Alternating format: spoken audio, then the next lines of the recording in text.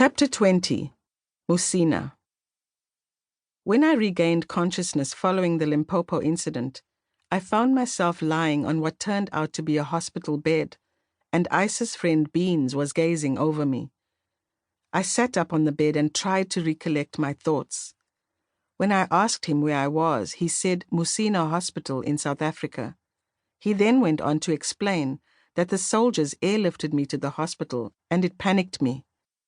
I asked him if they knew that the crocodile attacked me, and he placed his finger over my mouth, telling me not to panic and lower my voice. I got worried that if they discovered the crocodile attacked me, they would suspect that I was a border jumper. Border jumpers from Zim in those parts of South Africa was treated like subhumans. I didn't expect Beans to know that the crocodile attacked me either, but his response left my mind muddled up. He said the soldiers didn't tell the nurses and doctors that the crocodile attacked me, but I had told him earlier. I didn't remember telling him about it, as I had just woken up, but he stood his ground and said I had told him earlier before I went back to sleep.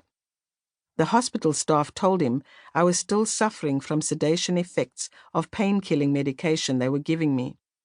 But he didn't know about the hyena standoff because I hadn't told him, and he appeared slightly worried. He thought that I was either confused or making it up.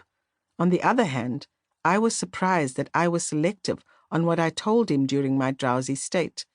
But I didn't remember being awake since the standoff with the hyena. There are many things you might not remember, Dolly. You have been unconscious for a while. Your brain is in shock, and the sedating tablets are helping to keep your brain less active for your recovery to be successful. You need to relax and take it easy. The brain has a natural way of surviving the trauma. Don't rush it, the nurses told me, he said. He described how the soldiers rescued me from the Limpopo riverbanks.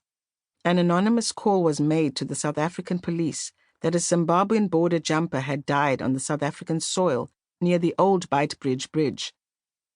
The police had alerted the soldiers who patrolled the area to search for the body. They searched the area and found me unconscious and tied to a tree. In my jacket pocket, they found my British asylum passport, which made them to disregard the border jumper claim and treat me as a tourist and a victim of South Africa's notorious wildlife, and took me to the hospital. The soldiers passed the information to the police, who used my passport to contact the British embassy, who got hold of Ice's details and contacted him. In turn, Ice asked him to make sure I was safe and supported. Since he was in Johannesburg on his personal business, he drove to Musina to offer me support. He kept repeating that I was lucky, but I told him that the British passport saved my life. My left leg was covered in blood-stained bandages and didn't look good. I was therefore not surprised when he kept saying I was lucky. When a nurse came into my room and checked what she called vital signs, she spoke to me like she had spoken and seen me before. She checked my pulse, blood pressure, breaths, and temperature. She went on to redress my wounds, and I found it difficult to look at them. The leg looked like it was rescued from the stomach of a crocodile. As Bean saw it, he cried out, "Oh my good Lord!" and looked away. I feared that it might never heal properly. When she asked what happened on the fateful day, I told her, I can't remember. Not only to that question, but to all other questions related to my injuries.